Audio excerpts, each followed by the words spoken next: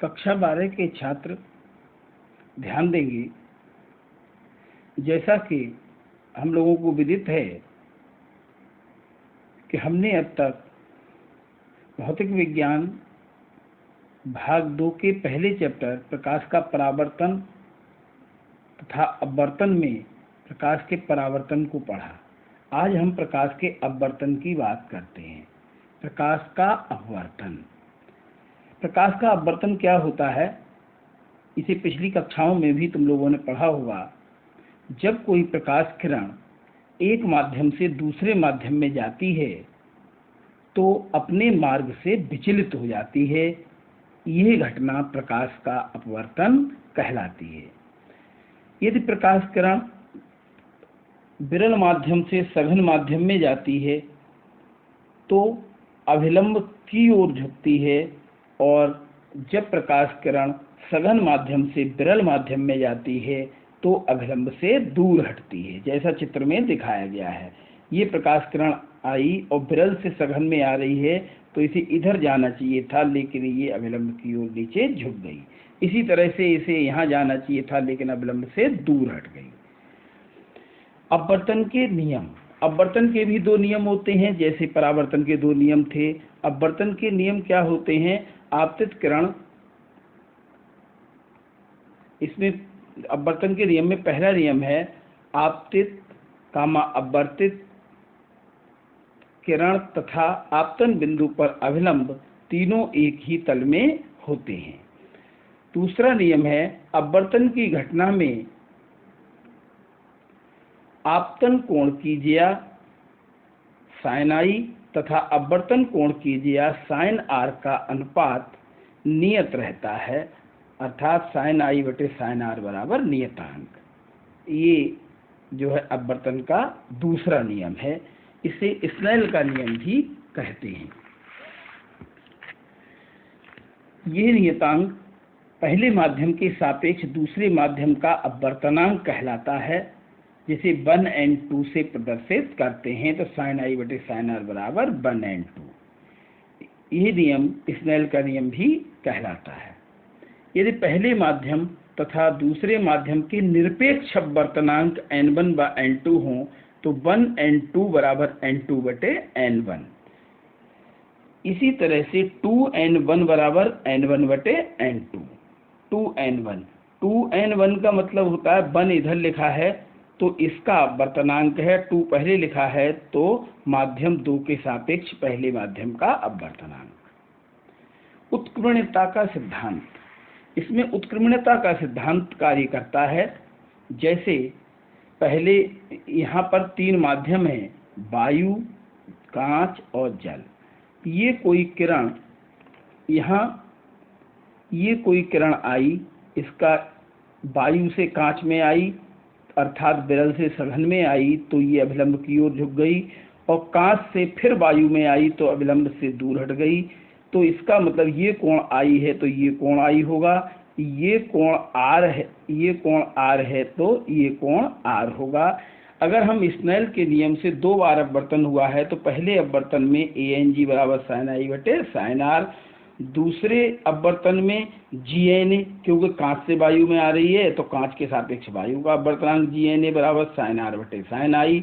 अगर इन दोनों समीकरणों का मल्टीप्लिकेशन कर दें तो ANG इंटू GNA बराबर sin i से sin i कट जाएगा, sin r से sin r कट जाएगा, बराबर 1, यानी GNA बराबर 1/ANG, यानी GNA बराबर 1/ANG और ANG बराबर 1/GNA। इसी प्रकार अगर 3 माध्यम होते तो ये समीकरण आती ANW into WNA into GNA बराबर 1। तो यहाँ से ये WNG बराबर ANG बटे ANW। ANW का मतलब होता है एयर के सापेक्ष वाटर का अपवर्तनांक, यहाँ एयर के सापेक्ष गिलास का अपवर्तनांक। इसी तरह क्रांतिक कोण व पूर्ण आंतरिक परावर्तन, इसे भी हम पिछली कक्षाओं में पढ़ चुके हैं। क्रांतिक कोण, जब कोई किरण सघन माध्यम से विरल माध्यम में जाती है और ऐसे कोण पर आपतित होती है जिससे अपवर्तन कोण 90 डिग्री होता है, तो ये कोण I क्रांतिक कोण कहलाता है, जिसे C से प्रदर्शित करते हैं, यहाँ पर दर्शाया गया है। ये आपतन कोण I है, जिसके लिए अपवर्तन कोण 90 डिग्री है, तो ये कोण I जो है वो C कहलाएगा, क्रांतिक कोण C कहलाएगा। अगर क्रांतिक कोण से अधिक कोण पर आपतित की जाए तो ये किरण उसी माध्यम में परावर्तित हो जाती है। इस दशा में यह घटना पूर्ण आंतरिक परावर्तन कहलाती है। क्रांतिक कोण व अपवर्तनांक में संबंध।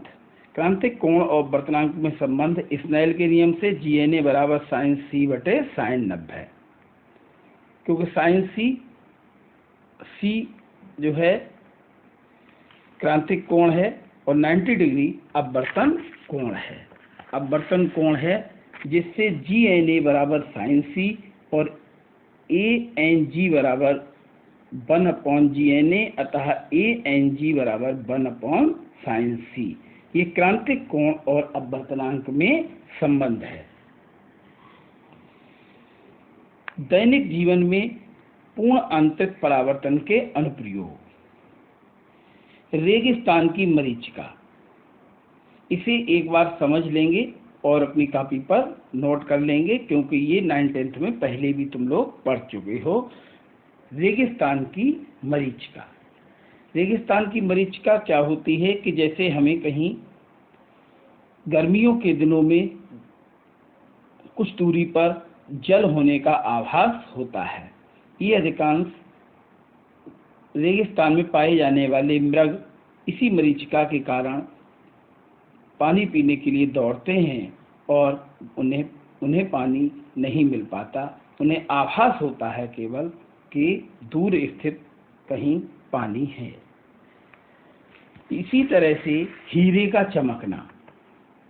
हीरा चमकता है। हीरे के चमकना भी काय का कारण है? पूर्णांतरिक परावर्तन का। जब हम जानते हैं हीरे तथा वायु के लिए क्रांतिक कोण का मान लगभग 24 डिग्री होता है, अतः हीरे में प्रकाश सभी फलकों से प्रवेश कर जाता है, जो बाहर निकलने के लिए अधिकांश फलकों पर 24 डिग्री से अधिक कोण पर आपतित होता है, जिसका पूर्ण आंतरिक परावर्तन के कारण बाहर नहीं निकल पाता। केवल कुछ उन फलकों से ही बाहर निकलता है जिन पर 24 डिग्री से कम कोण पर आपतित होता है। अतः ऐसे फलकों से देखने पर हीरा चमकदार दिखाई देता है। जिन फलकों से प्रकाश निकलता है उन फलकों से देखने पर हीरा चमकदार दिखाई देता है। ऐसे ही मछली का प्रेक्षित विश्व। मछली जो है जल के अंदर से बाहर एक निश्चित त्रिज्या के वृत्ताकार क्षेत्र में ही देख पाती है, उसके दाएं या बाएं नहीं देख पाती। तो जितने बीच में मछली देख सकती है, जिस क्षेत्रफल में मछली देख सकती है, उसे हम मछली द्वारा प्रेक्षित विश्व कहते हैं। जैसे यहाँ से ये मछली की आंख है, ये प्रकाश आया और ये मछली की आंख में प्रकाश जाएगा तो मछली को दिखाई देगा। तो इससे कम कोण पर जो प्रकाश आएगा वो मछली की आंख में प्रवेश नहीं कर पाएगा। तो ये प्रकाश केवल यहाँ और ये यहाँ से आएगा क्रांतिक कोण C। क्रांतिक कोण C पर जो प्रकाश इस कोण के अंदर 2C के अंदर आएगा वही आंख में प्रवेश करेगा। अतः यहाँ से यहाँ तक स्मॉल r त्रिज्या हो तो चारों ओर स्मॉल r त्रिज्या की दूरी तक ही मछली देख सकती है। अतः r त्रिज्या का एक वृत्ताकार पृष्ठ होगा जिस पर मछली देख सकती है। इसी पृष्ठ को हम क्या कहते हैं? मछली द्वारा प्रेक्षित विश्व कहते हैं। यहाँ इसकी थ्योरी समझाई गई है। यहाँ फार्मूला लगा दें अगर इसमें tan C का, तो tan C बराबर R/H और R बराबर H tan C। इस सूत्र की सहायता से हम अंकित प्रश्न भी हल कर सकते हैं। इसी तरह से प्रकाशिक तंतु। प्रकाशिक तंतु ये एक विशेष प्रकार का पतला पाइप होता है।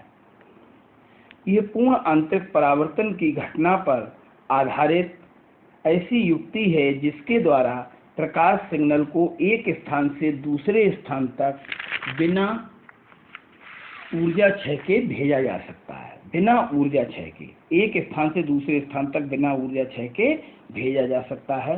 यहाँ प्रकाशिक तंतु दिखाया गया है।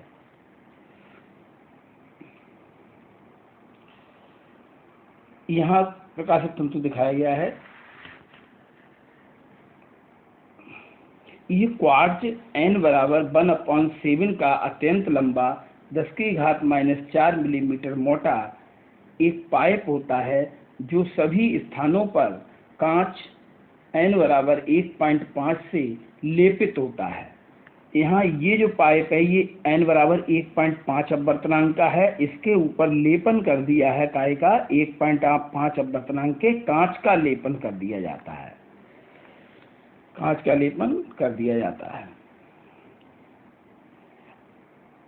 n बराबर 1.7 वाले अंदर वाले भाग को क्रोड कहते हैं तथा लेपित भाग